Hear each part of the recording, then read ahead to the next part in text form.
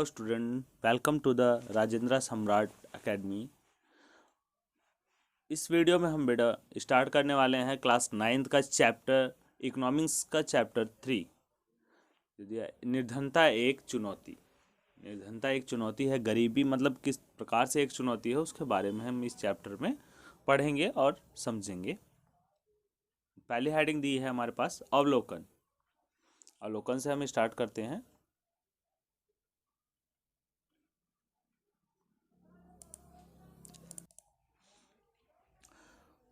इस अध्याय में निर्धनता के विषय में चर्चा की गई है। निर्धनता मतलब गरीबी कैसे होती है, क्यों है, सारी इन्हीं सब बातों पे चर्चा होती है। जो स्वतंत्र भारत में सम्मुख एक सर्वाधिक कठिन चुनौती है। गरीबी सबसे हर जगह की सबसे बड़ी एक कमजोरी है, सबसे बड़ी एक चुनौती है जिसको दूर करना है। ये हमारी सरकार की सबसे ज़्यादा परेशानी है। आज से नहीं, बहुत पहले से ही, जब भारत आज़ाद हुआ तब से ही उदाहरणों द्वारा इस बहुआयामी समस्या की चर्चा करने के पश्चात यह अध्याय सामाजिक विज्ञानों में निर्धनता के प्रति दृष्टिकोण की भी चर्चा करता है। सामाजिक विज्ञानों में भी जो निर्धनता के प्रति दृष्टिकोण है उसकी भी चर्चा करता है। मतलब किस किस नज़रिए से हम इसको देख सकते हैं। भारत तथा विश्व में निर्धनता की प्रवृत्तियों को निर्धनता रेखा की अवधारणा के माध्यम से समझाया गया है। निर्धनता के कारणों एवं सरकार द्वारा किए गए निर्धनता निवारण के उपायों की भी चर्चा की गई है। निर्धनता की आधिकारिक अवधारणा को मानव निर्धनता तक विस्तृत करके अध्याय का समापन किया गया है। जो ये लास्ट चैप्टर है, यहाँ तक मतलब बता दिया कि इस चैप्टर में कैसे कैसे पढ़ेंगे और कहाँ तक पढ़ेंगे। अध्याय की अवधारणाओं को मानव निर्धनता तक विस्तृत करके अध्याय का समापन किया। मतलब इतने में ये चैप्टर खत्म हो गया है। मानव की निर्धनता तक ही स्थिर है। तो स्टार्टिंग है यहाँ से चैप्टर। परिचय। दैनिक जीवन में हम अनेक ऐसे लोगों के संपर्क में आते हैं जिनके बारे में हम सोचते हैं कि वे निर्धन हैं। वे गाँव के भूमिहीन श्रमिक भी हो सकते हैं और शहर की भीड़ भरी झुग्गियों में रहने वाले लोग भी हो सकते हैं। मतलब अलग अलग तरह के लोग हैं जो गरीबी में आते हैं। अलग अलग कैटेगरीज हैं जिनको गरीबी रेखा में रखा जाता है। कुछ गरीबी रेखा में होते हैं, कुछ गरीबी रेखा से भी नीचे होते हैं। वे निर्माण स्थल के दैनिक वेतन भोगी श्रमिक भी हो सकते हैं। जैसे कहीं कोई काम चल रहा है, कोई कंस्ट्रक्शन चल रही है, जहाँ बिल्डिंग वगैरह कुछ बन रही है, तो वहाँ पे भी वो दिहाड़ी मजदूरी करते हुए भी जो होते हैं वो भी गरीब होते हैं।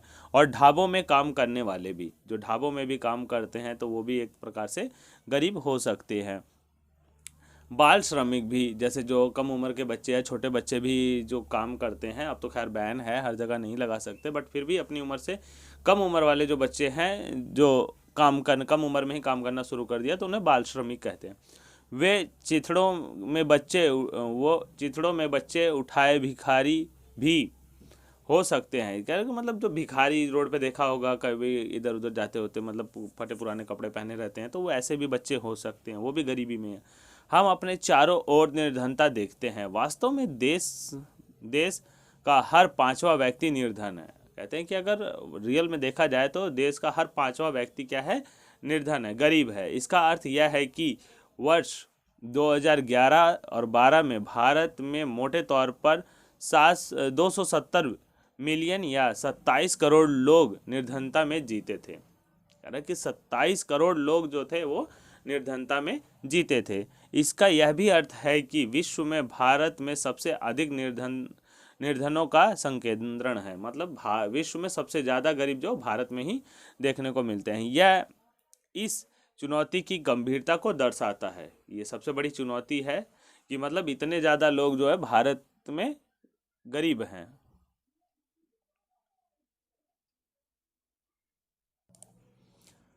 बॉक्स में देखते हैं निर्धनता के 2 विशिष्ट मामले। शहरी निर्धनता। 33 वर्षीय रामशरण झारखंड में रांची के निकट गेहूं के आटे की एक मिल में दैनिक श्रमिक के रूप में काम करता है। दैनिक मतलब रोज की दिहाड़ी के तौर पे। जब कभी उसे रोजगार मिलता है तो वह एक महीने में लगभग 1500 रुपये कमा लेता है। और जब उसे मतलब काम मिलता है तो वो सिर्फ 1500 रुपये ही कमा पाता है। यह 6 सदस्यों के परिवार को चलाने के लिए पर्याप्त नहीं है, जिसमें उसकी पत्नी और 6 माह से 12 वर्ष तक की आयु के 4 बच्चे शामिल हैं। उसे रामगढ़ के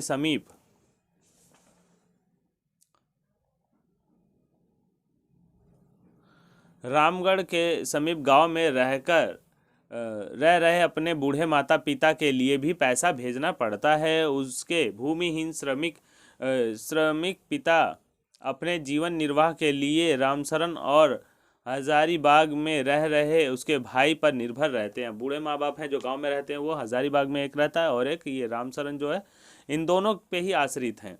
रामशरण शहर के बाहरी क्षेत्र में स्थित भीड़ भरी बस्ती में किराए पर एक कमरे के मकान में रहता है। यह ईंटों और मिट्टी के छप्पड़ों से बनी एक काम चलाऊ झोपड़ी है।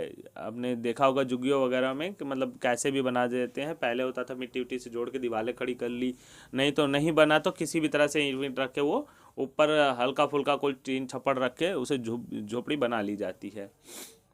उसकी पत्नी संता देवी कुछ घरों में अंशकालिक नौकरानी का काम करती थी, मतलब एक झाड़ू पोछा का काम या बर्तन वर्तन का काम, इस तरह से उन्होंने काम कर रखा था, तथा 800 रुपये और कमा लेती हैं। तो दोनों को मिला के लगभग 2300 रुपये हो जाते थे। वे दिन में 2 बार दाल और चावल का अल्प भोजन जुटा लेती थी, मतलब वो दिन में 2 बार क्या है, दाल चावल एक तरह से खाने के लिए जुटा लिया करती थी। पर यह उन सबके लिए कभी पर्याप्त नहीं होता था। उसका बड़ा बेटा परिवार की आय में वृद्धि के लिए चाय की दुकान में एक सहायक का काम करके 300 रुपये और काम कमा लेता था। तो उसका जो बड़ा बेटा था वो भी 300 रुपये कमा लेता था। उसकी 10 साल की बेटी छोटे बच्चों की देखभाल करती है। कोई भी बच्चा स्कूल नहीं जाता। उनमें से प्रत्येक के पास 2 जोड़े फटे पुराने कपड़े ही हैं। नए कपड़े तभी खरीदे जाते हैं जब पुराने बिल्कुल पहनने योग्य नहीं रहते हैं। जूते पहनना विलासिता है, कह रहे मतलब जूते पहनना उनका एक ख्वाब है। छोटे बच्चे अल्प पोषित रहते हैं, मतलब उन्हें खाना भी पूरा जब नहीं मिलता तो वो कुपोषण के ही शिकार होंगे। आहार की कमी होने की वजह से शरीर भी कमज़ोर होगा उनका। जब वे बीमार होते हैं तो उन्हें चिकित्सा की कोई सुविधा नहीं मिलती। कह रहे कि जब वो बीमार होते हैं तब उन्हें दवाई के लिए भी कोई सुविधा नहीं मिलती है।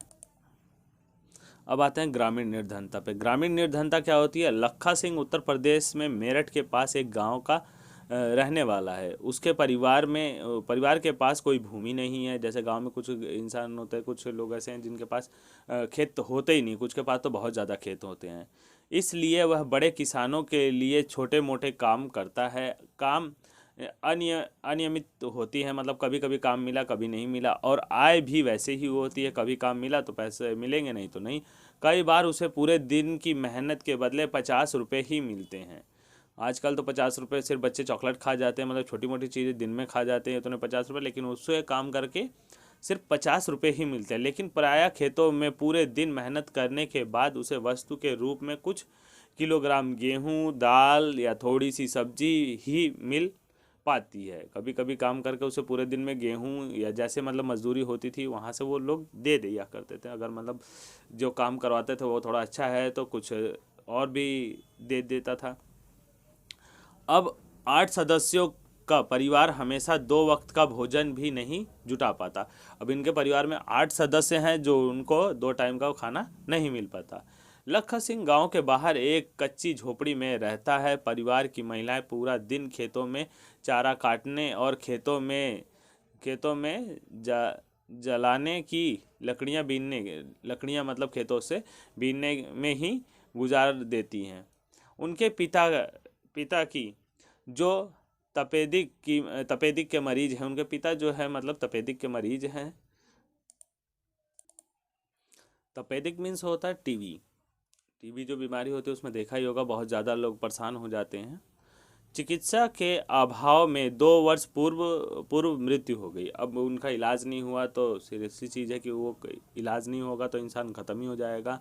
उसकी माँ अब उसी बीमारी से ग्रसित है और ये फैलती भी है, वायरस से है, जिसकी वजह से अभी उनकी माँ भी उसी बीमारी से ग्रसित हैं और उसका जीवन भी धीरे धीरे क्षीण हो गया है और ये धीरे धीरे इंसान को कमज़ोर कर देता है और ख़त्म कर देता है। यद्यपि गांव में एक प्राथमिक विद्यालय है लखा, वहाँ भी नहीं गया, लखा वहाँ पे भी पढ़ने नहीं गया। उसे 10 वर्ष की उम्र में ही कमाना शुरू कर दिया, तो उसने 10 साल से ही कमाना शुरू कर दिया। नए कपड़े खरीदना कुछ वर्षों में ही संभव हो पाता है, यहाँ तक कि परिवार के लिए साबुन और तेल भी एक विलासिता है। मतलब एक बहुत मुश्किल चीज़ है कि उन्हें भी साबुन तेल भी मिले नहाने के लिए, धोने के लिए। इतनी ज़्यादा उनकी गरीबी है। गांव में भी है, गांव में इस प्रकार से गरीबी है, और शहर का भी हमने देख ही लिया है। निर्धनता के उपयुक्त मामलों का अध्ययन करें और निर्धनता से संबंधित निम्नलिखित मुद्दों पर चर्चा करें। तो ये अपने मतलब फ्रेंड सर्कल में या फिर इस पे खुद से ही लिख के चर्चा कर सकते हैं। भूमिहीनता क्या होती है, बेरोजगारी क्या होती है, परिवार का आकार मतलब छोटा बड़ा होता है, किसी में ज़्यादा कभी कम सदस्य, बेरोजगारी कितने प्रकार की होती है, लास्ट चैप्टर में हमने पढ़ा था भी कि बेरोजगारी कितने प्रकार की होती है, कैसी होती है, उसके बारे में यहाँ पे हम लिख सकते हैं। भूमिहीनता क्या होती है, तो भूमिहीनता मतलब जिनके पास ज़मीन नहीं होती खेती बाड़ी के लिए या बहुत कमी होती है, तो वो भी भूमिहीनता में ही होगी। निरक्षरता मतलब अनपढ़ और ख़राब स्वास्थ्य और कुपोषण, ये भी हमने पीछे चैप्टर में पढ़ा है। बाल श्रम भी। असहायता मतलब कोई किसी की सहायता नहीं कर सकता। ऊपर के दोनों विशिष्ट उदाहरण निर्धनता के अनेक आयामों को दर्शाते हैं। वे दर्शाते हैं कि निर्धनता का अर्थ भुखमरी और आश्रय का ना होना है। दोनों निर्धनता के उदाहरण हमने पढ़े, जिससे ये पता चलता है कि इसका अर्थ क्या होता है, भुखमरी और मतलब घर ना होना ढंग का। अब उन दोनों के पास ही कच्ची झोपड़ी है, कच्चे मकान है, झोपड़ी है, इन सब में रहते हैं, झुग्गियों में रहते हैं। वे दर्शाते हैं कि निर्धनता का अर्थ भुखमरी और आश्रय का ना होना है। यह एक ऐसी स्थिति भी है जब माता पिता अपने बच्चों को विद्यालय नहीं भेज पाते हैं या कोई बीमार आदमी इलाज नहीं करवा पाता। निर्धनता का अर्थ स्वच्छ जल और सफाई सुविधा का अभाव भी है। इसका अर्थ नियमित रोजगार की कमी भी है तथा न्यूनतम शालीनता स्तर का अभाव भी है। अंततः इसका अर्थ है कि असहायता की भावना के साथ जीना। मतलब इसमें असहायता, कोई तुम्हारी सहायता नहीं कर सकता। जब निर्धन और गरीब लोगों की जल्दी कोई मदद नहीं करता, अगर पैसे की भी मदद वो चाहें तो जल्दी कोई करता नहीं। इस वजह से नहीं करता कि अगर उसे आज पैसे दे दिया तो वो कल वापस कहाँ से करेगा, इसकी वजह से उसकी मदद जल्दी कोई नहीं करता है। निर्धन लोग ऐसी स्थिति में रहते हैं जिसमें उनके साथ खेतों, कारखानों, सरकारी कार्यालयों, अस्पतालों, रेलवे स्टेशनों और लगभग सभी स्थानों पर दुर्व्यवहार होता है। मतलब हर जगह उनके साथ, जैसे कहीं पे भी आप लोग गए होंगे, अगर सफ़र करते हो, कहीं घूमते जाते हो, अस्पताल चले जाते हो, तो गरीब लोग एक जगह एक अजीब ही तरह से ही लिखते हैं। या तो नहाए धोए नहीं होते ढंग से, या मतलब मैले कुचड़े कपड़े पहने होते हैं, तो उनका मतलब बहुत ज़्यादा अनटचेबिलिटी के हिसाब से देखा जाता है। रेलवे स्टेशन पे भी वो एक, अगर ट्रेन में हम सफ़र करें, अगर गरीब या ऐसे लोग आ गए तो वो साफ़ सुथरे उतरे नहीं होते, इसलिए उनको भी अगर हम देख लेते तो बहुत ज़्यादा घिन करते हैं। तो ऐसा उनकी हालात, मजबूरी है, हर जगह मतलब एक जैसा नहीं है कि अच्छे से वो पैसा कमा पाएँ, और यही होता है, उनके साथ दुर्व्यवहार होता है। स्पष्ट है कि कोई भी निर्धनता में जीना नहीं चाहता, कोई भी निर्धनता में जीना नहीं चाहता, बट समय के साथ उनकी मजबूरी होती है। अपने करोड़ों लोगों को दयनीय निर्धनता से बाहर निकालना स्वतंत्र भारत की सबसे बड़ी चुनौतियों में से एक है। यह सबसे बड़ी चुनौती है कि भारत अपने गरीबों को इससे बाहर निकाले। महात्मा गांधी हमेशा इस पर बल दिया करते थे कि भारत सही अर्थों में तभी स्वतंत्र होगा जब यहाँ सबसे निर्धन व्यक्ति भी मानवीय व्यथा से मुक्त होगा। महात्मा गांधी कहते हैं कि जब निर्धन व्यक्ति अपनी मानवीय व्यथा से मुक्त होगा, मतलब रोज के लिए 2 रोटी और अपनी मतलब रोज की ज़रूरतें, रोटी कपड़ा मकान, अगर उसकी ज़रूरतें पूरी हो जाती हैं तो वो आगे अपनी स्थिति सुधारने की कोशिश कर सकता है और भी चीज़ें अपने जीवन में ला सकता है। सामाजिक वैज्ञानिकों की दृष्टि से निर्धनता क्या है? जो सामाजिक वैज्ञानिक हैं उनकी दृष्टि से निर्धनता क्या है?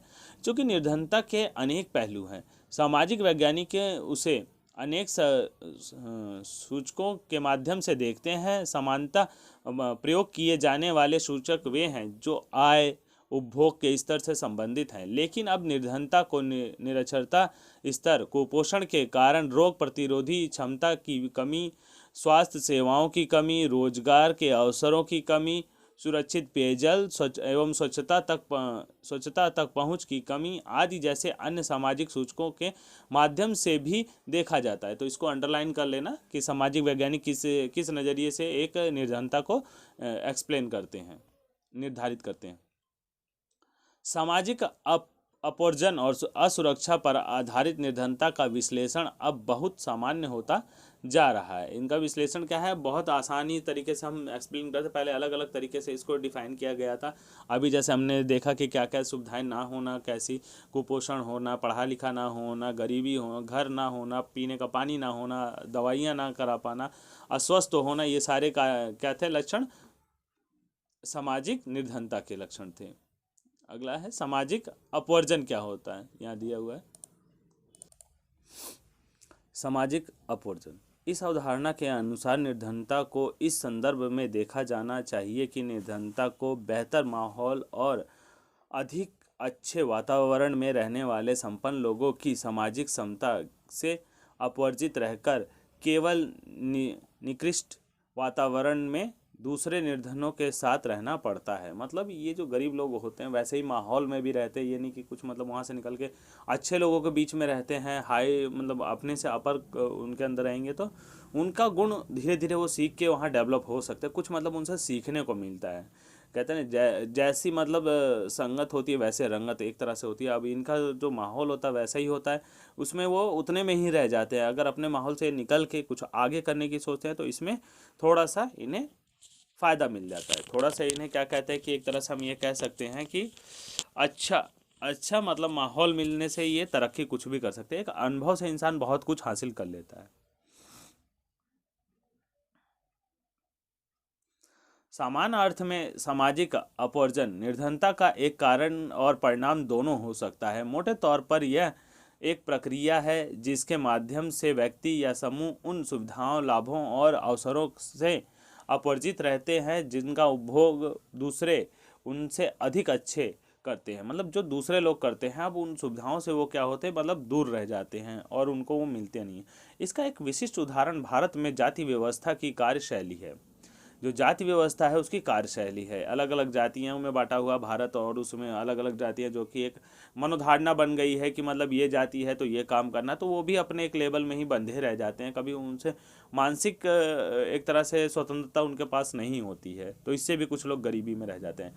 जिसमें कुछ जातियों के लोगों को समान अवसरों से अपवर्जित रखा जाता है। इस प्रकार सामाजिक अपवर्जन लोगों की आय ही बहुत कम नहीं करता, बल्कि यह इससे भी कहीं अधिक क्षति पहुंचाता है। अब इससे क्या, उनकी इनकम ही कम नहीं होती है और वो बहुत ज़्यादा गरीबी में रह जाते हैं। असुरक्षा अगली हेडिंग है। निर्धनता के प्रति असुरक्षा एक माप है। निर्धनता के प्रति क्या है, असुरक्षा। जब तुम्हारे पास पैसा नहीं होगा तो सुरक्षा कहाँ से होगी। जब हर एक चीज़ की तुम्हारे पास कोई भी तुम्हें सुविधा चाहिए उसके लिए तुम्हारे पास पैसा नहीं है, कोई तुम उसके काबिल नहीं हो, तो मतलब वो चीज़ तुम्हें हासिल नहीं हो सकती जल्दी। जो कुछ विशेष समुदाय जैसे कि पिछड़ी जाति के सदस्य या व्यक्तियों, जैसे कि कोई विधवा अथवा शारीरिक रूप से विकलांग व्यक्ति के भावी वर्षों में निर्धन होने या निर्धन बने रहने की अधिक संभावना जताता है। मतलब ऐसे लोग होते हैं तो अपने आप को कहते हैं कि हम तो गरीब हैं।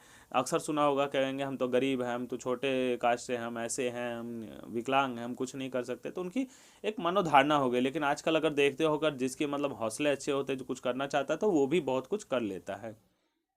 असुरक्षा का निर्धारण परिसंपत्तियों, शिक्षा, स्वास्थ्य और रोजगार के अवसरों के रूप में जीविका खोजने के लिए विभिन्न समुदायों के पास उपलब्ध विकल्पों से होता है। अब इनके पास जितने ज़्यादा ऑप्शंस होंगे, जितने ज़्यादा अच्छी जगह ये रहेंगे और इनके पास ऑप्शंस होंगे तो उतने ज़्यादा ही ये तरक्की कर पाएंगे। अदरवाइज़ ये करेंगे नहीं, इनकी इच्छा ही नहीं होगी और ये भी अपने आप को बस खाली अपनी मतलब एक विकलांगता लेके या फिर अपनी कमजोरी लेके उसको ही ज़्यादा आगे ये खींचते रहेंगे, कहेंगे अपना कुछ ना कुछ बहाना दिखाते रहेंगे। इसके अलावा इसका विश्लेषण प्राकृतिक आपदाओं, भूकंप, सुनामी, आतंकवाद आदि मामलों में इन समूहों के समक्ष विद्यमान बड़े जोखिम के आधार पर किया जाता है।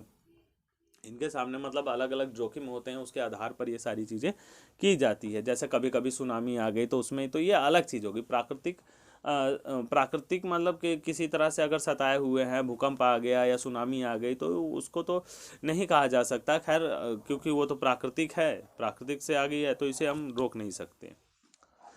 इस समय अगर इंसान का कोई गरीब हो जाए, कुछ घर बह गए, बाढ़ में बह गए, भूकंप में जमीन खिसक गई, ऐसा कुछ होने में मतलब घर वर गिर जाना, तो ये अलग से चीज़ होती है। बाकी और चीज़ है तो इंसान अपने से बना सकता है।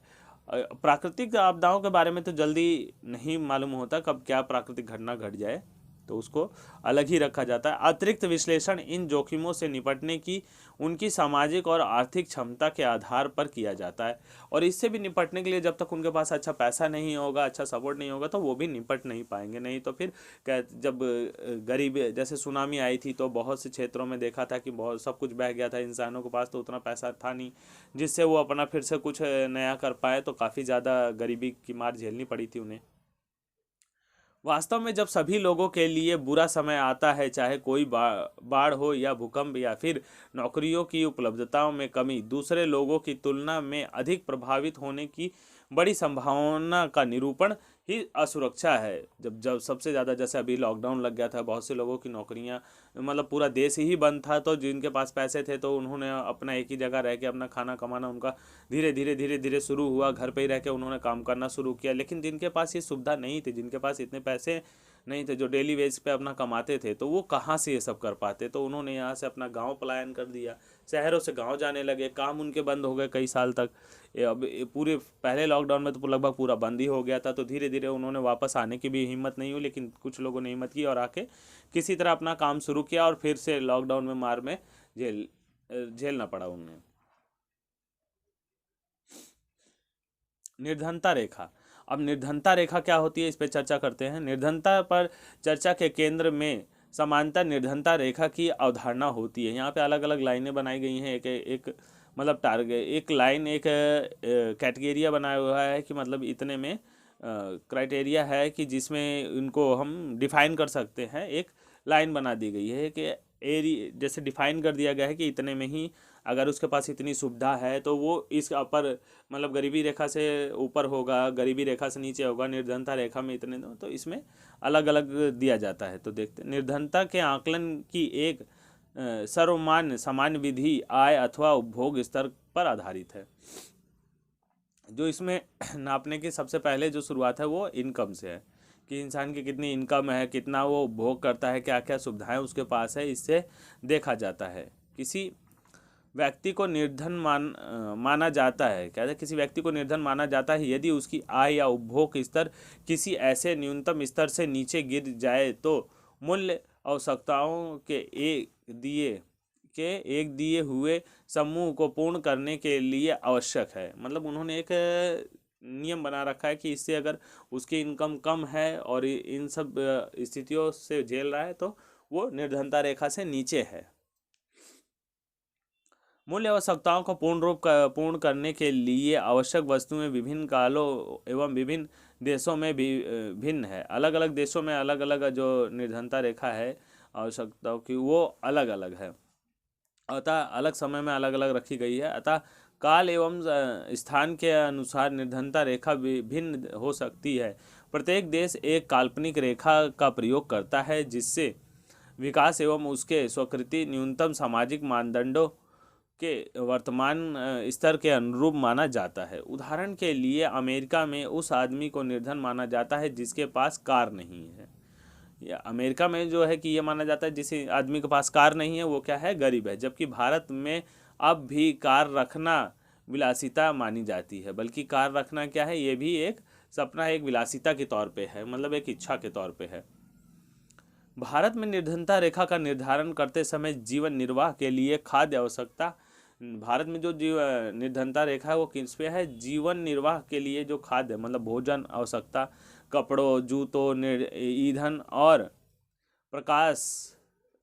प्रकाश शैक्षिक एवं चिकित्सा संबंधी आवश्यकताओं आदि पर विचार किया जाता है। इन सब पॉइंट्स को लेके ही भारत में निर्धनता रेखा डिफाइन की जाती है, मतलब एक निश्चित की जाती है। इन भौतिक मात्राओं को रुपयों में उनकी कीमतों के से गुणा कर दिया जाता है। निर्धनता रेखा का आकलन करते समय खाद्य आवश्यकताओं के लिए वर्तमान सूत्र वांछित कैलोरी आवश्यकताओं पर आधारित है। जो खाद्य मतलब भोजन की जो आवश्यकता है वो कैलोरीज पे होता है कि इतनी कैलोरीज उसे खाद्य पदार्थ प्राप्त होता है कि नहीं। खाद्य वस्तुएं जैसे अनाज, दालें, सब्जियां, दूध, तेल, चीनी आदि मिलाकर इस आवश्यक कैलोरी की पूर्ति करते हैं। मतलब इतनी चीज़ें अगर उसे सुविधा मिलती है पर डे में, एक इंसान को कितनी कैलोरी चाहिए, अगर उसे मिलती है तो वो स्वस्थ है, अथवा नहीं मिलती है तो वो अस्वस्थ में गिनती होती है। और निर्धनता में भी आयु, लिंग, काम करने की प्रकृति आदि के आधार पर कैलोरी आवश्यकताएं बदलती रहती हैं। उम्र के हिसाब से जो कैलोरी की आवश्यकताएं हैं वो भी बदलती रहती है। काम करने की क्षमता से भी इसमें बदलाव आता है। भारत में स्वीकृत कैलोरी आवश्यकता ग्रामीण क्षेत्रों में 2400 कैलोरी प्रति व्यक्ति प्रतिदिन एवं नगरीय क्षेत्र में 2100 कैलोरी प्रति व्यक्ति प्रतिदिन है। मतलब शहर की तुलना में गांव के व्यक्तियों को ज़्यादा कैलोरी की ज़रूरत पड़ती है, क्योंकि उनके कामकाज भी अधिक होते हैं। और शहर में इनसे 300 कैलोरी कम से कम होती है। चूँकि ग्रामीण क्षेत्रों में रहने वाले लोग अधिक शारीरिक कार्य करते हैं, अतः ग्रामीण क्षेत्रों में कैलोरी आवश्यकता शहरी क्षेत्रों की तुलना में अधिक मानी गई है। अनाज आदि के रूप में इन कैलोरी आवश्यकताओं को खरीदने के लिए प्रति व्यक्ति मौद्रिक आय को कीमतों में वृद्धि को ध्यान में रखते हुए समय समय पर संशोधित किया जाता है। और कैलोरी मतलब इनकी इनकम कैलोरी बेस पे तो जो ये कितना खरीद सकते हैं नहीं, इसकी इनकम के आधार पे भी जो मासिक व्यय खर्च करते हैं उस पे भी उसमें सुधार किया जाता है, समय समय पर बदलाव लाया जाता है।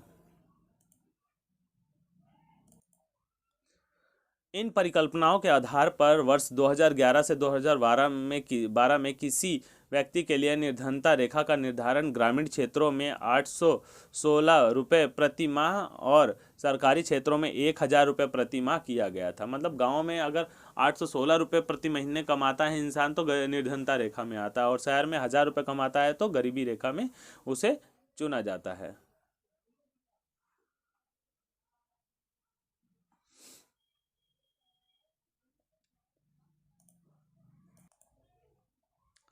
कम कैलोरी की आवश्यकता के बावजूद शहरी क्षेत्रों के लिए उच्च राशि निश्चित की गई है। यानी कि मतलब इसमें जो कम कैलोरी की आवश्यकता होते हुए भी उनके लिए फिर भी उच्च राशि मतलब हाई राशि उनके लिए जो हाई इनकम के हिसाब से रखा गया है, क्योंकि शहरी क्षेत्रों में अनेक आवश्यक वस्तुओं की कीमत अधिक होती हैं। इस प्रकार वर्ष 2011-12 में ग्रामीण क्षेत्रों में वाला रहने वाला 5 सदस्यों का परिवार निर्धनता रेखा के नीचे होगा। कह रहे हैं जो ग्रामीण क्षेत्र में था सर्वे 2011-12 के अनुसार जो जिनका 5 परिवार होगा वो गरीबी रेखा से नीचे होगा। यदि इसकी आय लगभग 4080 रुपये प्रति माह से कम है। इसी तरह के परिवार को शहरी क्षेत्रों में अपनी मूल्य आवश्यकताएं पूरी करने के लिए कम से कम 5000 रुपये प्रति माह की आवश्यकता होगी। कहना है अपनी ज़रूरत को पूरा करने के लिए उन्हें कम से कम 5000 रुपये की ज़रूरत होगी। अगर इतना भी नहीं कमाया तो फिर क्या वो गरीबी निर्धनता रेखा का आकलन के उसमें कर देते हैं। और निर्धनता रेखा का आकलन समय समय पर समानता हर 5 वर्ष प्रति दर्श सर्वेक्षण के मतलब हर 10 साल के बाद जब सर्वेक्षण होता है उसके माध्यम से किया जाता है। यह सर्वेक्षण राष्ट्रीय प्रतिदर्श सर्वेक्षण संगठन अर्थात national sample survey organization NSSO द्वारा किए जाते हैं। तो ये अंडरलाइन कर लेना, 1 नंबर में आ सकता है और पूछेगा तो। तथापि विकासशील देश के बीच तुलना करने के लिए विश्व बैंक जैसे अनेक अंतर्राष्ट्रीय संगठन निर्धनता रेखा के लिए एक समान मानक का प्रयोग करते हैं। जैसे $1.9 2011 में PPP प्रति व्यक्ति प्रतिदिन के समतुल्य न्यूनतम उपलब्धता के आधार पर। मतलब कि अगर ये जो इंटरनेशनल में देखा जाए तो $1.9 के हिसाब से नापा जाता था 2011 में, प्रतिदिन प्रति व्यक्ति के समतुल्य न्यूनतम उपलब्धता के आधार पर किया गया था। अब आगे हमारी हेडिंग आती है निर्धनता के अनुमान। निर्धनता के क्या क्या अनुमान लगाए जाते हैं यहाँ पे दिया गया है। तालिका 3.1 में यह स्पष्ट किया है कि भारत में निर्धनता अनुपात में वर्ष 1993 से 1994 में लगभग 45% से वर्ष 2004 से 2005 में 37.2% तक महत्वपूर्ण गिरावट आई है। मतलब इतने सालों के बीच में इसमें गिरावट आ गई है। तो कितनी गिरावट आई है? 45 से खिसक के ये 37.2% पे आ गया। वर्ष 2011-12 में निर्धनता रेखा के नीचे के निर्धनों का अनुपात और भी गिरकर 22% आ गया है। और इतनी ज़्यादा गरीबी बढ़ी, मतलब कि उनके कमाने की जो बेरोजगारी वगैरह से इतना ज़्यादा उन्हें झेलना पड़ता है कि अब ये 22% पे आ गया। यदि यही प्रवृत्ति रही तो अगले कुछ वर्षों में निर्धनता रेखा से नीचे के लोगों की संख्या 20% से भी नीचे आ जाएगी। यानी निर्धनता रेखा की जो सीमा है ये बहुत कम होती जा रही है।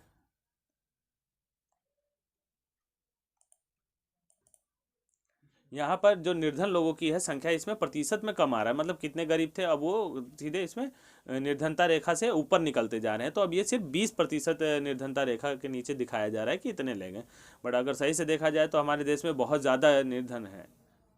यद्यपि निर्धनता रेखा से नीचे रहने वाले लोगों का वर्ष प्रतिशत पूर्व के 2 दशकों 1973 से 93 में गिरा है। निर्धन लोगों की संख्या वर्ष 2004-05 में 407 मिलियन से लेकर 207 मिलियन वर्ष 2011-12 में, जिसमें औसत गिरावट आई 2.2% वर्ष, और 2004-05 से 2011-12 के बीच हुई थी। मतलब इतनी गिरावट इसमें आई थी, इतने लोग निर्धनता रेखा से और ऊपर निकल गए थे।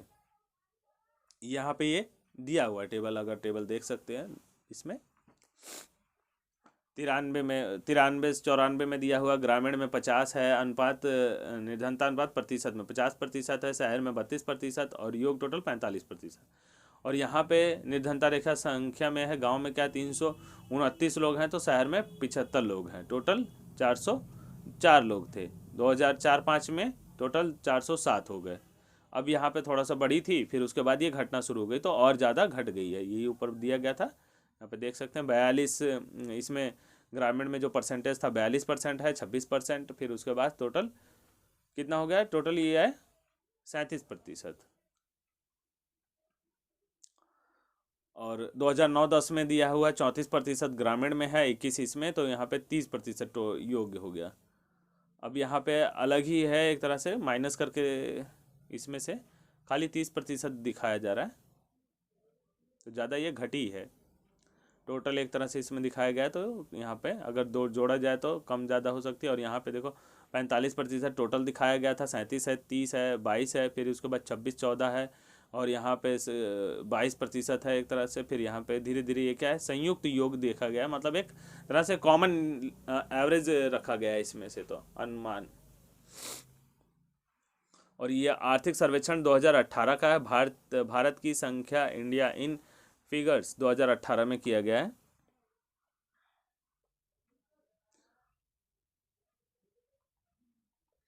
असुरक्षित समूह यहाँ पे दिया गया। निर्धनता अगली हेडिंग हमारी असुरक्षित समूह में है। तो निर्धनता रेखा से नीचे के लोगों का अनुपात भी भारत में सभी सामाजिक समूहों और आर्थिक वर्गों में एक समान नहीं है। जो ये भी निर्धनता रेखा के सामाजिक और आर्थिक वर्गों में भी एक जैसा नहीं है। जो सामाजिक समूह निर्धनता के प्रति सर्वाधिक असुरक्षित है, ये निर्धनता रेखा जो डिफाइन की जाती है ये असुरक्षित माना जाता है। यहाँ पे अलग अलग ग्राफ दे रखे हैं। वे अनुसूचित जाति और अनुसूचित जनजाति के परिवार हैं। इसी प्रकार आर्थिक समूहों में सर्वाधिक असुरक्षित समूह ग्रामीण कृषि श्रमिक परिवार और नगरीय अनियत मजदूर परिवार। जैसे मतलब उनको रेगुलरली एक तरह से डेली बेस में काम नहीं मिलता, कभी मिला कभी नहीं मिला। निम्नलिखित आरेख 3.1 इन सभी समूहों में निर्धन लोगों के प्रतिशत को दर्शाता है। यद्यपि निर्धनता रेखा के नीचे के लोग का औसत भारत में सभी समूहों के लिए 22 है। अनुसूचित जनजाति के 100 में से 43 लोग अपनी मूल आवश्यकताओं को पूरा करने में असमर्थ हैं। इसी तरह नगरीय क्षेत्रों में 34% अनियत मजदूर निर्धनता रेखा के नीचे हैं। लगभग प्रतिशत अनियमित कृषि श्रमिक ग्रामीण क्षेत्र में है और 29% अनुसूचित जाति भी निर्धन है। तो अलग अलग ये जाति के हिसाब से भी दिया गया है। अनुसूचित जाति और अनुसूचित जनजाति के सामाजिक रूप से सुविधा वंचित सामाजिक समूहों यहाँ ग्राफ दिया गया है। ये अनुसूचित जनजाति का है और अनुसूचित जनजाति का है। भारतीय निर्धनता अनुपात औसत इनका है 22। और ये अनियमित कृषि श्रमिक, कृषि के जो कृषि में खेतों में काम, ग्रामीण इलाकों में काम करने वाले हैं, उनका ग्राफ दिया गया है। अनियमितता मतलब बराबर इन्हें जो काम नहीं मिलते वो उतने मजदूर हैं, इनका ग्राफ दिया गया है। यहाँ पे दिया गया है एक चित्र में, तो चित्र में देख सकते हो कि मैं शहर में भी पर्याप्त पैसा प्राप्त नहीं कर सका। इतनी अनियमितता का अनियमित आय में मैं अपने बच्चों को विद्यालय कैसे भेजूं। मतलब ये शहर में भी काम करके अच्छा पैसा नहीं कमा पा रहा है, तो कह रहा है कि मैं अपने बच्चों को कैसे पढ़ने के लिए भेजूं। क्या भूमिहीन अनियत दिहाड़ी श्रमिक होना उनकी दोहरी असुविधा की समस्या की गंभीरता को दिखाता है? हाँ, भूमिहीन है तो उन्हें भी क्या काम नहीं मिलेगा, नहीं तो अपने खेत में ही काम कर लेते थोड़ा बहुत कुछ। लेकिन अब क्या है कि उन्हें खाने के लिए, हर एक चीज़ के लिए ही दिहाड़ी अपनी मजदूरी पे ही आश्रित होना पड़ता है। हाल के कुछ अध्ययनों ने दर्शाया कि 1920 के दशक के दौरान अनुसूचित जनजाति परिवारों को छोड़कर अन्य सभी 3 समूहों को, अनुसूचित जाति, अनुसूचित ग्रामीण श्रमिक और शहरी अनियमित मजदूर परिवार में निर्धनता की कमी आई है। मतलब कि उनको छोड़ के बाकी सारे, अनुसूचित जाति को छोड़ के बाकी सब में क्या निर्धनता में कमी आई है, थोड़ा सा इनका लेवल ऊपर उठा है।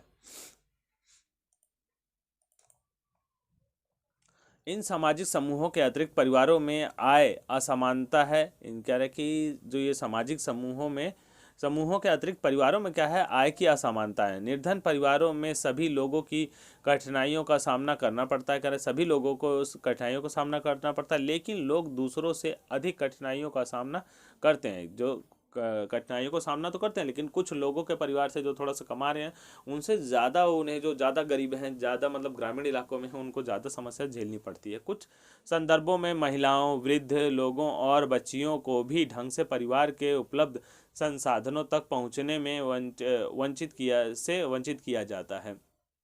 कुछ जगह जो वृद्ध हैं, महिलाएं हैं, उनको भी सही ढंग से परिवार में उपलब्ध संसाधनों से वंचित रहना पड़ता है। अब आता है हमारा यहाँ पे स्यूअरमन की कहानी। यहाँ पे स्यूअरमन है, उसकी एक कैरेक्टर है, उसकी कहानी यहाँ पे बता रहे हैं।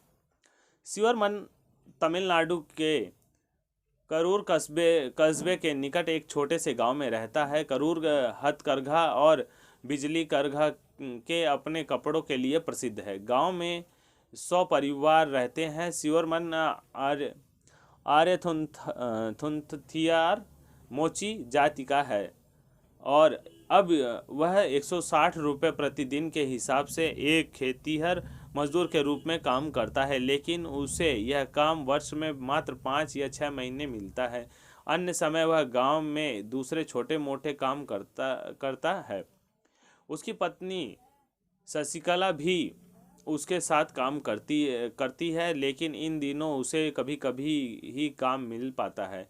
यदि मिलता भी है तो उसे काम के लिए जो स्यूअरमन करता है उससे 100 रुपये प्रतिदिन मिलता है। परिवार में 8 सदस्य हैं। स्यूअरमन की 65 वर्ष की विधवा माँ, अब उसमें जो उसकी 65 वर्ष की विधवा माँ है वो भी इन्हीं के साथ है, बीमार हैं और प्रतिदिन के कामों में उसे सहायता की आवश्यकता पड़ती है। मतलब इतनी ज़्यादा बीमार है, वीकनेस बहुत ज़्यादा है उन्हें, और कमज़ोर है, बुज़ुर्ग है, तो उन्हें बहुत ज़्यादा हर चीज़ में उन्हें उठाया बैठाया जाता है, उन्हें पकड़ के कोई ले आए। उसकी 25 वर्ष की एक अविवाहित बहन है, 25 साल की उसकी एक बहन है जिसकी शादी नहीं हो। उसके अपने 4 बच्चे हैं जिनकी आयु 1 वर्ष से 16 वर्ष के बीच में है। और उसके बाद भी जो स्यूअरमन है ये, इसके 4 बच्चे हैं 1 से 16 साल के, उनमें से 3 लड़कियां हैं और सबसे छोटा बेटा है। और लड़कियां उसकी बड़ी हैं, सबसे छोटा क्या है, बेटा है। कोई भी लड़की विद्यालय नहीं जाती। लड़कियों के लिए विद्यालय की पुस्तकें और अन्य वस्तुएं खरीदना विलासिता है। मतलब ये भी एक सपना ही है, बहुत मुश्किल है। और उसके बस से बाहर है और ये खरीद भी नहीं सकता, उसकी इनकम इतनी नहीं है, आय इतना नहीं है। फिर एक दिन उनकी शादी भी करनी है और उसके लिए भी पैसे नहीं है, इसलिए वह अभी उनकी शिक्षा पर खर्च नहीं करना चाहता। उसकी माँ की अब जीने की कोई इच्छा नहीं है, मतलब इतनी ज़्यादा हो गई हैं कि वो जीना नहीं चाहती और वह मृत्यु की प्रतीक्षा कर रही हैं। उनकी बहन और सबसे बड़ी लड़की घर का काम करती हैं। शिवरमन अपने बेटे को बड़ा होने पर विद्यालय भेजना चाहता है। शिवरमन चाहता है कि उसका बेटा जब बड़ा हो जाए तो उसे विद्यालय भेजे। उसकी अविवाहित की बहन की उसकी पत्नी के साथ नहीं बनती, जो उसकी बहन है जैसे नंद भौजाई में उसमें बनती नहीं है।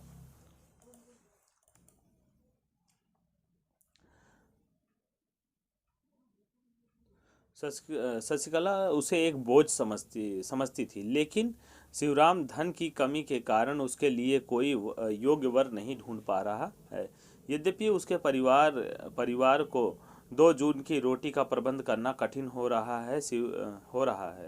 शिवरमन मात्र अपने बेटे के लिए कभी कभी दूध खरीद लेता है। मतलब इतनी ज़्यादा गरीबी है कि अपनी बहन के लिए अच्छा मतलब वर्क ढूंढने के लिए, उसे शादी करने के लिए उसके पास पैसे नहीं है और उसकी लड़कियां भी हैं उनको भी नहीं पढ़ा पा रहा है, और अपने जो छोटा बच्चा उसका है उसके लिए भी क्या है, दूध इकट्ठा करना भी उसके लिए कभी कभी हो पाता है, पैसा बहुत ज़्यादा उसके पास समस्या होती है।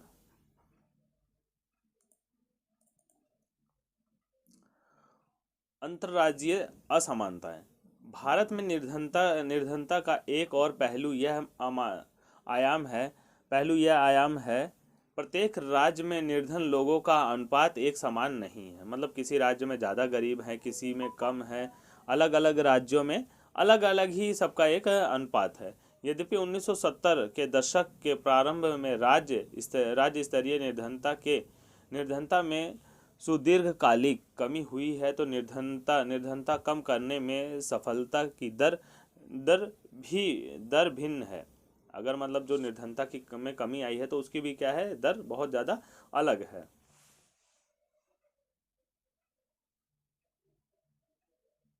राज्यों में अलग अलग है।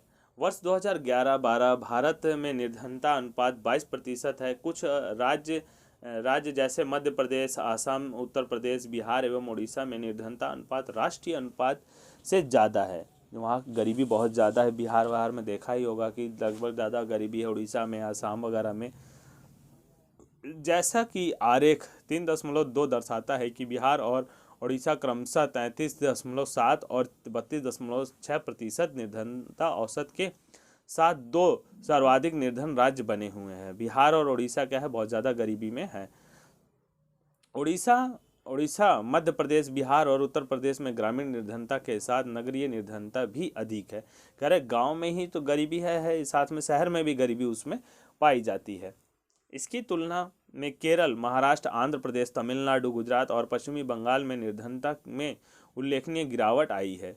गिरावट मतलब कम गरीब उसमें होने लगे। अब पहले जो गरीब थे वो अच्छा अपना काम करके थोड़ी सी अपना लेवल उन्होंने सुधार लिया, तो इसलिए निर्धनता जो एक सीमा थी वो कम होने लगी है। जो निर्धनता के आंकड़े थे उनके कम होने लगे हैं, मतलब अमीर लोग बढ़ने लगे।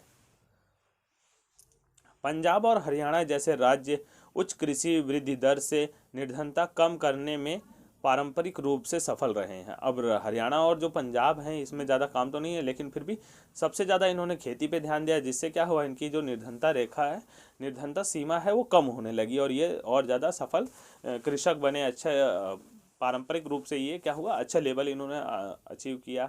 एक तरह से कहा जा सकता है कि अपनी परिस्थितियों में सुधार लाए और अपनी ज़रूरत की चीज़ों को आसानी से ये सब खरीद सकते हैं। अब केरल ने मानव संसाधन विकास पर अधिक ध्यान दिया। जो केरल है वहाँ पे देखा, ये ज़्यादातर डॉक्टर और इंजीनियर, टेक्निकल सब लोग मिलते हैं वहाँ पे, अच्छे खासी शिक्षा लेवल है।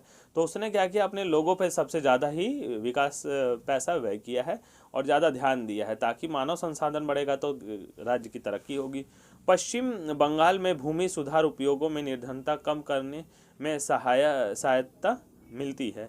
आंध्र प्रदेश और तमिलनाडु में अनाज का सार्वजनिक वितरण इसमें सुधार का एक कारण हो सकता है। इसमें क्या, सार्वजनिक जिसको राशन नहीं मिलता था उसको भी देना शुरू किया, इससे उनकी मदद होने लगी, तो दूसरी ज़रूरत की चीज़ों में वो अपना पैसा लगा सकते हैं। वैश्विक निर्धनता परिदृश्य। अब क्या है, ग्लोबल ग्लोबल एक तरह से मतलब पूरे देश के देखा जाए देश विदेशों में, तो वहाँ पे क्या माना जाता है, विभिन्न देशों में अत्यंत आर्थिक निर्धनता विश्व बैंक की परिभाषा के अनुसार प्रतिदिन 1.9 डॉलर से कम पर जीवन निर्वाह करना में रहने वाले लोगों का अनुपात 1990 के 36% से गिरकर 2015 में 10% हो गया है। मतलब जिनके पास इतना नहीं, कम 1.9 डॉलर नहीं होता था, अब उनमें क्या हुआ, दर कम हो गई, अब कम लोग रह गए, मतलब गरीबी रेखा से नीचे बहुत कम लोग गिने जाने लगे, 10% लोग ही गिन रहे हैं। यद्यपि वैश्विक निर्धनता में उल्लेखनीय गिरावट आई है, लेकिन इसमें बृहद क्षेत्र भिन्नताएं पाई जाती हैं। तीव्र आर्थिक प्रगति और मानव संसाधन विकास में बृहत निवेश के कारण चीन और दक्षिण पूर्व एशिया के देशों में निर्धनता में विशेष कमी आई है। अब इसमें क्या है, निवेश करना शुरू कर दिया, चीन और दक्षिण पूर्व एशिया के देशों ने निवेश किया है, तो इससे क्या है, कम निर्धनता में कमी आना शुरू हो गई। चीन में निर्धनता की संख्या 1981 के 88.3% से घटकर 2008 में 14.7% और वर्ष 2019 में 0.6% रह गई है। आपको पता ही होगा कि चीन आजकल कितना ज़्यादा मतलब डेवलप कर रहा है, इतना ज़्यादा डेवलप कर रहा है जिसकी वजह से ये बहुत आगे गया और यहाँ पे गरीबी रेखा कम है। क्योंकि और एक चीज़ और देख लेना, आपकी अगर बुक नई पुरानी बुकें होंगी तो उसमें क्या होगा कि आंकड़े कुछ कम होंगे या ज़्यादा होंगे, कुछ ज़रूर आंकड़ों में अंतर होगा। जैसे यहाँ पे 88.3 दिया गया है, तो वहाँ पे कुछ और हो सकता है। कितना है, 2015 दे रखा है, उसमें 2019 दे रखा है। हाँ, यहाँ पे अलग अलग, यहाँ पे पुरानी बुकों में 2015 दिया हुआ है और यहाँ पे क्या है 2019 दिया हुआ है, तो साल में भी अंतर हो जाएगा और इसमें आंकड़ों में भी अंतर आ सकता है। तो ये नए जो हम पढ़ा रहे हैं ये नई अपडेट है, जो नई बुकें आई हुई है उससे अब हम पढ़ा रहे हैं। अभी आपकी बुकें जो नई अपडेट हो गई हैं सब बच्चों के पास होंगी नहीं, बट यहाँ पे क्या है, हम नई बुक के अपडेट से पढ़ा रहे हैं। दक्षिण एशिया के जो देश हैं दक्षिण में आते हैं, भारत, पाकिस्तान, श्रीलंका, नेपाल, बांग्लादेश, भूटान में निर्धनों की संख्या में गिरावट इतनी ही तीव्र रही है और 2005 में 34% से गिरकर 2014 में 15.2% हो गई है। निर्धनों के प्रतिशत में गिरावट के साथ ही निर्धनों की संख्या में भी कमी आई है। जब प्रतिशत में गिरावट हुई तो गरीब लोग कम होने लगे, जो 2005 में 510.4 मिलियन से घटकर 2013 में 274.5 मिलियन रह गई है। विभिन्न निर्धनता रेखा परिभाषा के कारण भारत में भी निर्धनता राष्ट्रीय अनुमान से अधिक है। जो इन्हीं के नाम निर्धनता रेखा जो परिभाषा के कारण भारत में भी निर्धनता राष्ट्रीय अनुमान से अधिक है। निर्धनता क्या है कि जो राष्ट्रीय अनुमान है उससे ज़्यादा अभी भी भारत में है। उसके बाद यहाँ पे ये जो आंकड़े दिए गए हैं, देखो ये अलग अलग आपके 2011 की जनगणना के अनुसार दिए गए हैं और यहाँ पे हर एक मतलब अलग अलग स्टेट्स के दे रखे हैं। यहाँ पे बिहार, उड़ीसा, आसाम, मध्य प्रदेश, देखो बिहार में दिया हुआ है 33.7, उड़ीसा में 32.6, आसाम में 31.9, मध्य प्रदेश में 31.7, उत्तर प्रदेश में 29.4, कर्नाटक में 20.9, पश्चिम बंगाल में 19.9, महाराष्ट्र में 17.4, गुजरात में 16.6 और राजस्थान में 14.7, त्रिपुरा में 14 और तमिलनाडु में 11.3, हरियाणा में 11.2, दिल्ली में 9.9, आंध्र प्रदेश में 9.2, पंजाब में 8.3, हिमाचल प्रदेश में 8.1, केरल में 7.1 और भारत में टोटल मिला के 21.9% है निर्धनता अनुपात। ये आर्थिक सर्वेक्षण दिया हुआ है, स्रोत 2019 का। उसके बाद ये सब चर्चा के हैं पॉइंट्स, ये आप पढ़ लेना एक। उसके बाद आते हैं हम नेक्स्ट पेज पे, ये ग्राफ दिए गए हैं अलग अलग। अच्छा, यहाँ पे हाँ,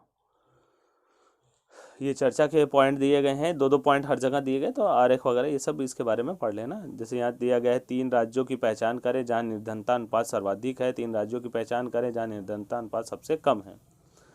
आगे देखते हैं सब सहारा अफ्रीका में निर्धनता वास्तव में 2005 के 51% से घटकर 2018 में 40.2% हो गई है।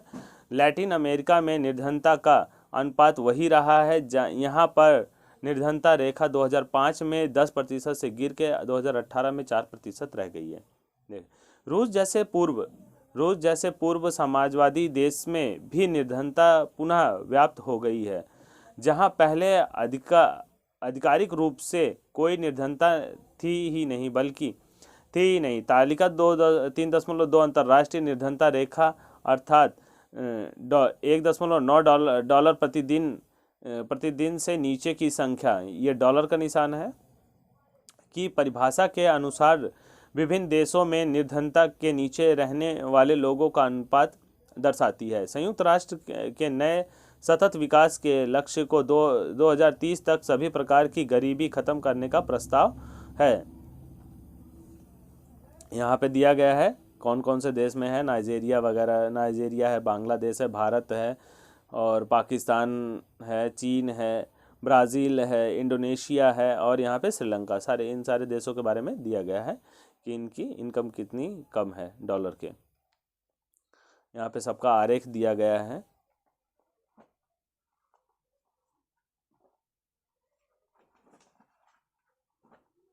अब आता है निर्धनता के कारण। अगली हेडिंग हमारी आ गई निर्धनता के कारण। भारत में व्यापक निर्धनता के कारण है। एक ऐतिहासिक कारण ब्रिटिश औपनिवेशिक प्रशासन के दौरान आर्थिक विकास का निम्न स्तर, मतलब भारत जब गुलाम था उस टाइम में ये इनका उपनिवेश चल रहा था, जिसके वजह से बहुत निम्न स्तर हो गया था, आर्थिक विकास बहुत ज़्यादा कम हो गए थे। औपनिवेशिक सरकार की नीतियों ने पारंपरिक हस्तशिल्पकारी को नष्ट कर दिया और वस्त्र जैसे उद्योगों के विकास को हतोत्साहित किया। और इन्होंने मतलब जो पहले जो सारा काम चल रहा था उसको रोक के अपना काम एक तरह से चलाना शुरू किया, अपने तरीके से चलाना शुरू किया। विकास की धीमी दर 1980 के दशक तक जारी रही। इसके परिणाम स्वरूप रोजगार के अवसर घटे और आय की वृद्धि दर गिरी। इसके साथ साथ जनसंख्या में उच्च दर से वृद्धि हुई।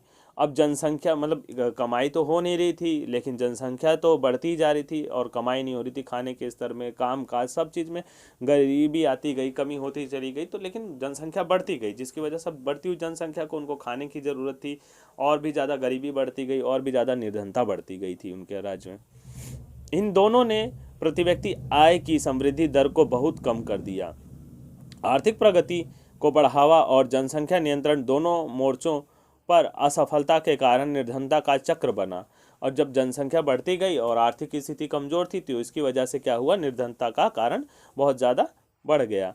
सिंचाई और हरित क्रांति के प्रसार से कृषि क्षेत्र में रोजगार में अनेक अवसर सृजित हुए।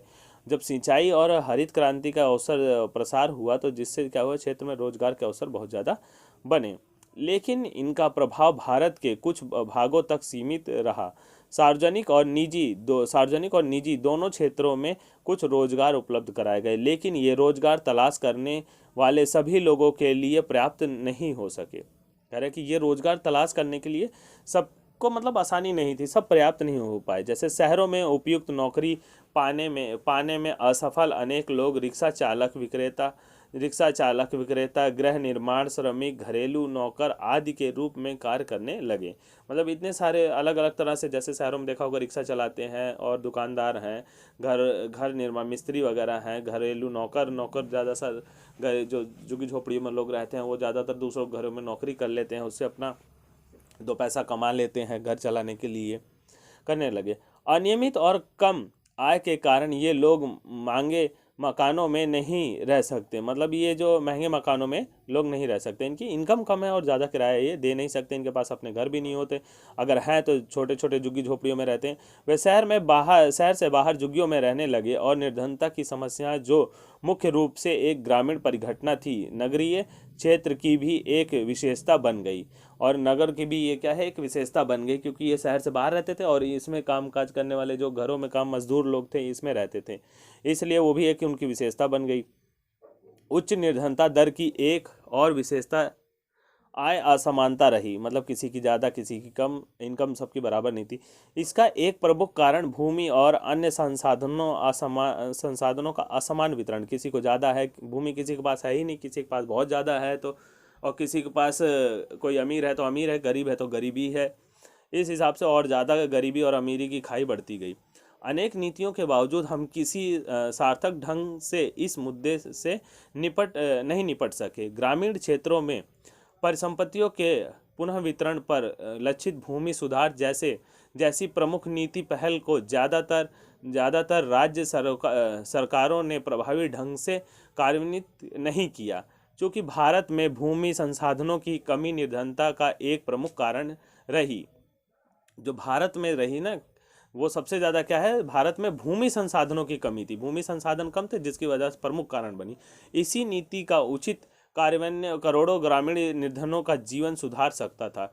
अब इसी से क्या कि हमारा जो देश है वो कृषि प्रधान है, अगर इससे होता तो बहुत लोग खेतों में काम करते हैं, इससे उनका जीवन सुधर सकता था, जैसे पंजाब हरियाणा में सुधरा।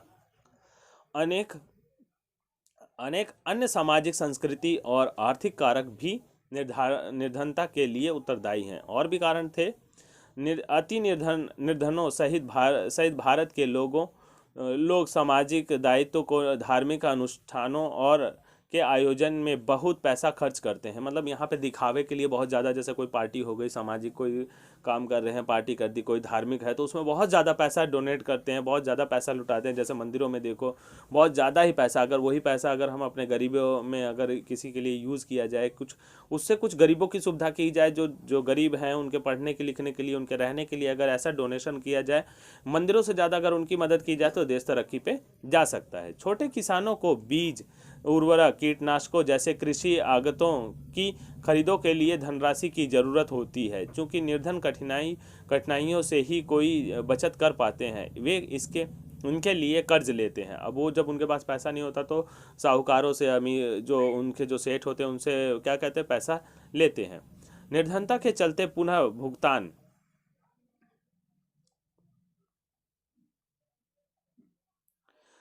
भुगतान करने में असमर्थता के कारण वे ऋणग्रस्त हो जाते हैं और कर्जवान हो जाते हैं, पैसा नहीं दे पाते। अतः अत्यधिक ऋणग्रस्तता निर्धनता का कारण और परिणाम दोनों है। अत्यधिक ऋण ले लिया तो उसके वजह से भी वो क्या, उनकी ज़मीनें हड़प लेते हैं, उनकी घर हड़प लेते हैं और वो बेचारे बहुत ज़्यादा हालत उनकी खराब हो जाती है। निर्धनता निरोधी उपयोग। अगली हेडिंग है निर्धनता निरोधी उपाय। निर्धनता उन्मूलन भारत की विकास रणनीति का एक प्रमुख उद्देश्य रहा है। सरकार की वर्तमान निर्धनता निरोधी रणनीति मोटे तौर पर दो कारक हैं: आर्थिक समृद्धि को प्रोत्साहन और लक्षित निर्धनता निरोधी कार्यक्रमों पर निर्भर। मतलब अब जो बहुत से ऐसे काम चलते हैं, जैसे बहुत सी चीज़ें सरकारें आती हैं, कहती हैं हम गरीबी दूर भगाएंगे, गरीबी इंदिरा के टाइम में आया था, गरीबी हटाओ, तो मतलब कई बार कई लोगों ने कहा कि गरीबी नहीं, गरीब हटाओ, गरीब को ही हटाना शुरू कर दिया था। तो ऐसे बहुत से हैं, काफ़ी समय से ही, मतलब देश जब से आज़ाद हुआ गरीबी सबसे बड़ा कारण बनी हुई है। शिक्षा वगैरह भी हैं जिनसे जुड़े, तो गरीबी हटाने की बहुत ज़्यादा समस्या सामने रहती है। जब गरीबी दूर होगी तभी देश तरक्की कर सकता है। 1980 के दशक में आरंभ तक समाप्त हुए 30 वर्ष की अवधि के दौरान प्रति व्यक्ति आय में कोई वृद्धि नहीं हुई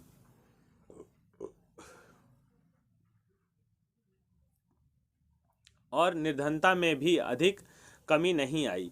1950 के दशक के आरंभ में आधिकारिक निर्धनता अनुमान 45% का था और 1980 के दशक में आरंभ में भी वही बना रहा। 1980 के दशक से भारत की आर्थिक समृद्धि दर विश्व में सबसे अधिक रही है।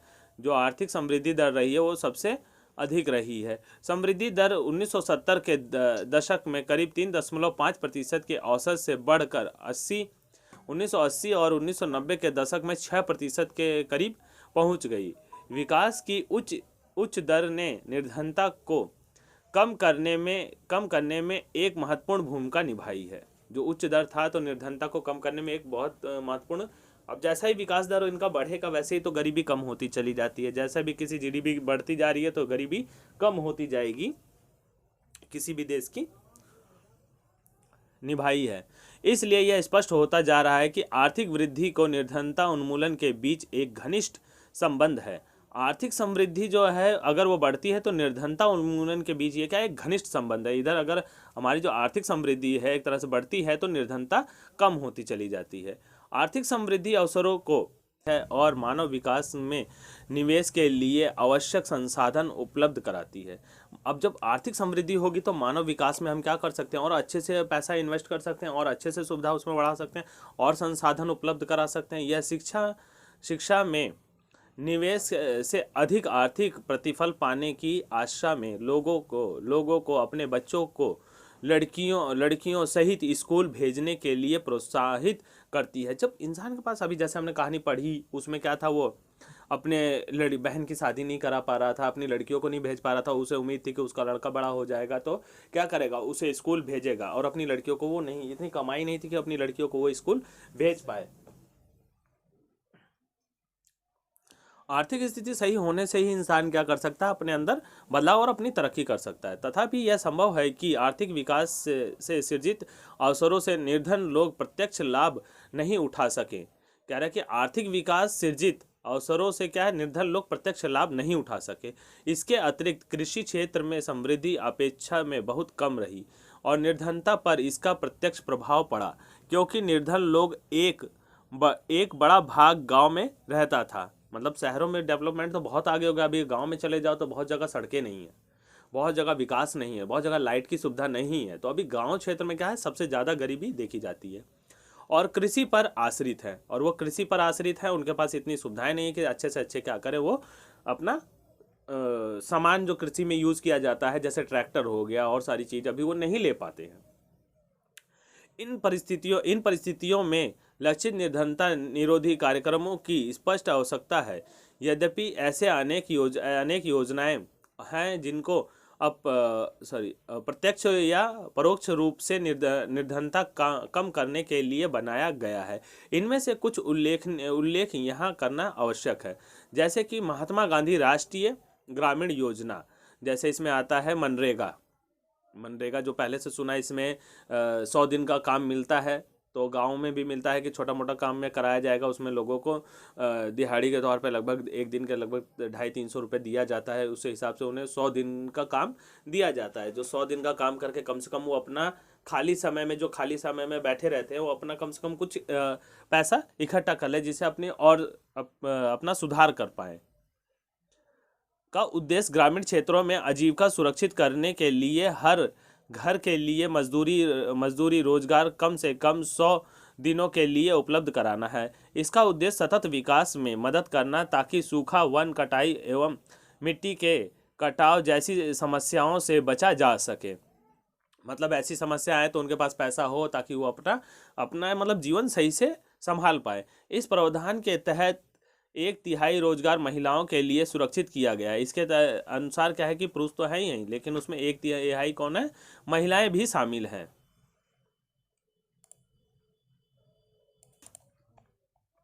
इस स्कीम के अंतर्गत 4.78 करोड़ परिवार को 220 करोड़ प्रति व्यक्ति रोजगार उपलब्ध कराया गया है। इस योजना के अंतर्गत अनुसूचित जाति, अनुसूचित जनजाति एवं महिलाओं का हिस्सा क्रमशः 23%, 17% एवं 53%।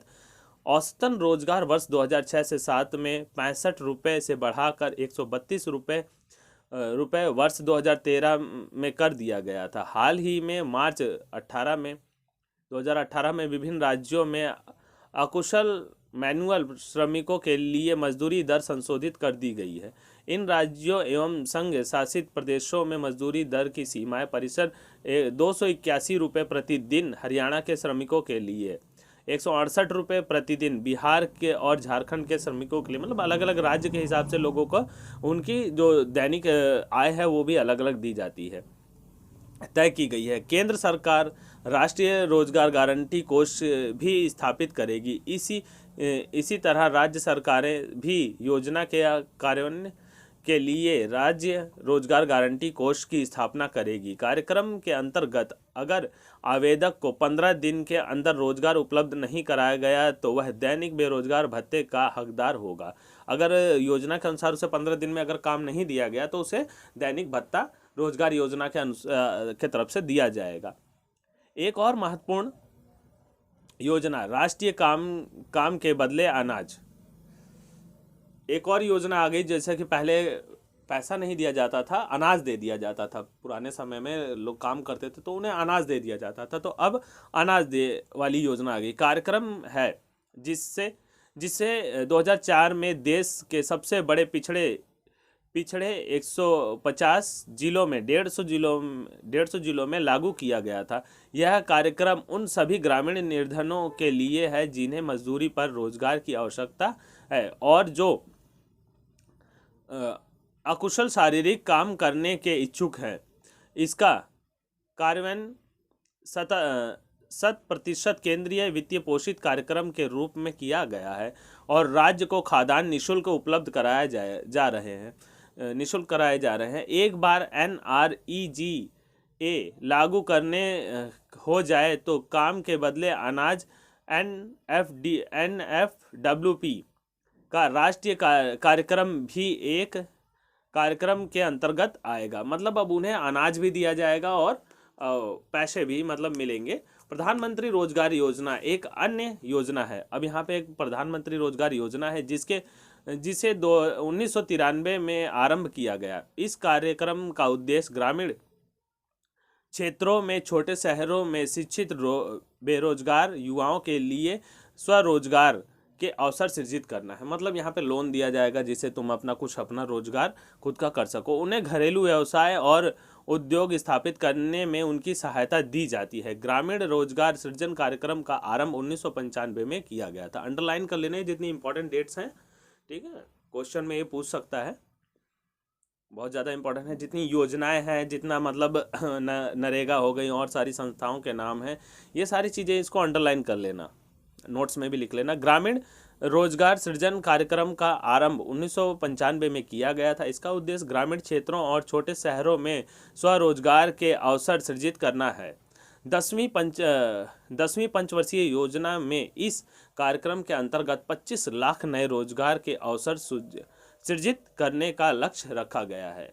मतलब जो 10वीं पंचवर्षीय योजना थी उसमें 25 लाख नए रोजगार बनाने का लक्ष्य रखा गया था, टारगेट। स्वर्ण जयंती ग्राम स्वरोजगार योजना, जो स्वर्ण जयंती ग्राम रोजगार योजना का आरंभ 1999 में किया गया था। इस कार्यक्रम का उद्देश्य सहायता प्राप्त निर्धन परिवारों को स्व सहायता समूह में संगठित कर बैंक, ग्रामीण और सरकारी सहायकी के सौजन्य द्वारा निर्धनता रेखा से ऊपर लाना है। प्रधानमंत्री ग्रामोदय योजना 2000 में आरंभ है, 2000 में आरंभ हुई थी। ये सारी योजनाएं अंडरलाइन कर लेना। के अंतर्गत क्या क्या हुआ था ये भी लिख लेना, मतलब इसी योजना के अंतर्गत कब और क्या हुआ था। के अंतर्गत प्राथमिक स्वास्थ्य, प्राथमिक शिक्षा, ग्रामीण आश्रय, ग्रामीण पेयजल, ग्रामीण विद्युतीकरण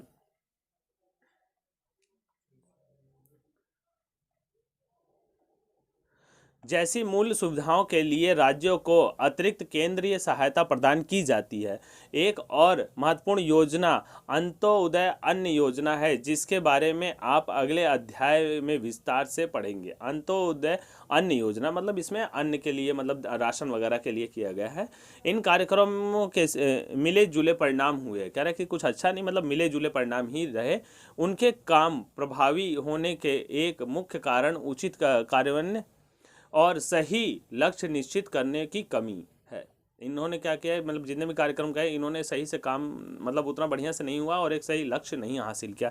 इसके अतिरिक्त कुछ योजनाएं परस्पर व्यापी भी हैं और चल भी रही हैं और अच्छी नीयत के बावजूद इन योजनाओं के लाभ उनके पात्र निर्धनों को पूरी तरह नहीं मिल पाए। मतलब योजना है, जितने मतलब गरीब हैं उनको भी इन योजना के तहत क्या हुआ कि उन्हें लाभ नहीं मिल पा रहा।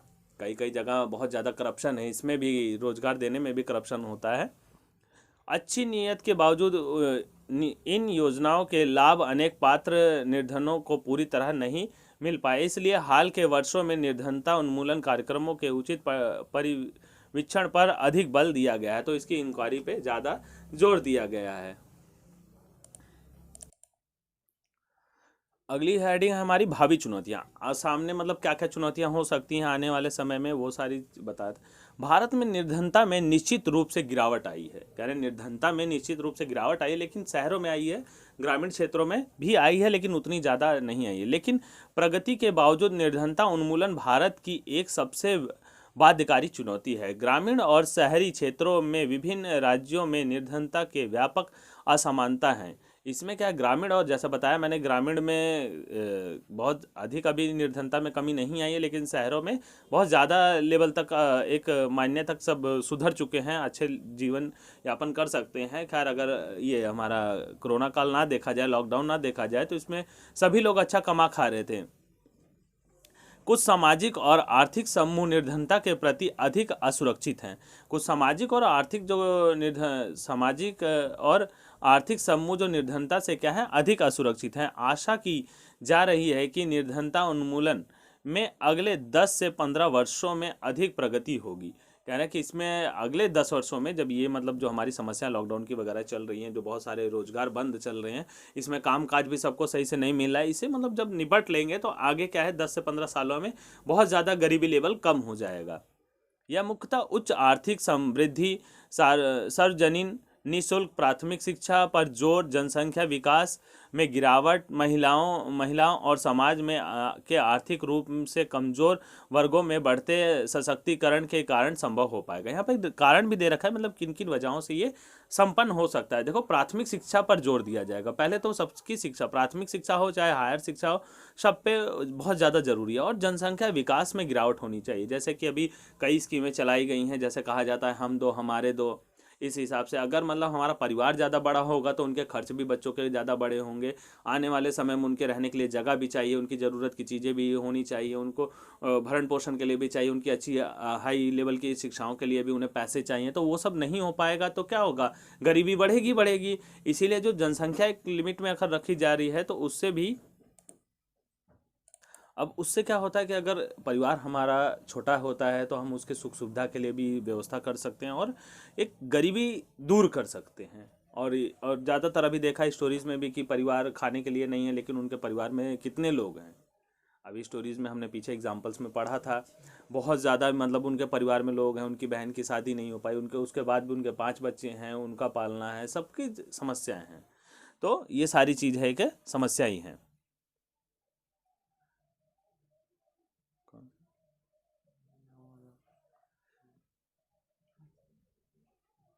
महिलाओं और समाज के आर्थिक रूप से कमजोर वर्गों में बढ़ते सशक्तिकरण के कारण संभव होगा। अब यहाँ दूसरा कारण है जो जनसंख्या हो गया हमारा, तीसरे में आती है महिलाएं। महिलाएं जो हैं कि चाहे शहर में हो चाहे देहात गांव में हो, इनकी शिक्षा लेवल को हमें सुधारना पड़ेगा। इनकी शिक्षा लेवल जब सुधरेगी तो महिलाओं की अगर अगर कोशिश की करने से अगर महिलाएं अच्छे लेवल तक पढ़ाई कर सकती हैं तो ये अपना डेवलपमेंट अपने आप कर सकती हैं। अपना घर का हो चाहे बाहर हो, उसमें जो अच्छे तरीके से उन्हें किस तरह से विकास करना है, ये सब पे वो ध्यान कर सकती हैं। हर एक चीज़ एक अच्छे तरीके से कर सकती हैं। और प्लस अपने जो छोटे बच्चे हैं इनको पढ़ा सकती हैं, इनको भी शिक्षा सुधार सकती हैं। एक तरह से ये नींव होती हैं, एक तरह से ये एक स्तंभ माना जाता है कि अगर परिवार शिक्षित हो, अच्छा बनाने के लिए महिला एक परिवार का स्तंभ होती है, जिससे वो एक परिवार को अच्छी इमेज दे सकती है, अच्छी पोजीशन पे पहुंचा सकती है, एक अच्छा स्तर बना सकती है। आगे देखते हैं। लोगों के लिए निर्धनता की आधिकारिक परिभाषा उनके केवल एक सीमित भाग पर लागू होती है। यह न्यूनतम जीवन निर्वाह की उचित स्तर की अपेक्षा जीवन निर्वाह के न्यूनतम स्तर के विषय में है। मतलब वो सब ज़्यादातर जो परिभाषा आधिकारिक रूप से वो बस जीवन निर्वाह के ऊपर ही देखते हैं कि ये नहीं कर सकते तो वो गरीबी रेखा में।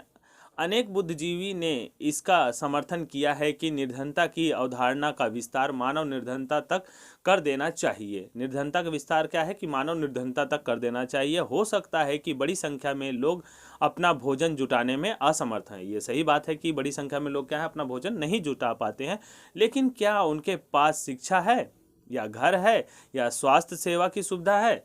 अगर हम इस पे भी कर दें तो मतलब उनके पास स्वास्थ्य सुविधा की सेवा नहीं है, शिक्षा भी नहीं है, या रोजगार की सुरक्षा है, या आत्मविश्वास है, क्या वे जाति और लिंग आधारित भेदभाव से मुक्त है, क्या बाल श्रम की प्रथा अब भी प्रचलित है।